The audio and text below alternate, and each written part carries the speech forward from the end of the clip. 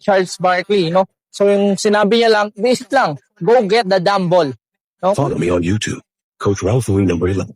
So guys, meron nagtanong, sabi niya, Coach, paano po ba mag-rebound, no? So, sa rebound, idol, no? Ito yung tip na ibibigay ko sa'yo, yung sabi ni Charles Barkley, no? So, yung sinabi niya lang, basic lang, go get the damn ball.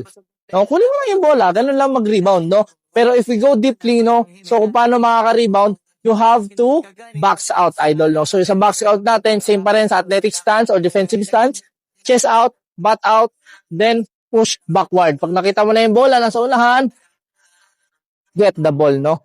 So, ito, idol, no? Drill na papagawa ko sa'yo para mag-increase yung rebounding mo. So, yung first, gawin mo, idol, no? 10 na ganito, both hand mo na, 1, 2, 3, 4, 5, hanggang sa maka 10 ka. Pag 10 na, idol, no? Di ba?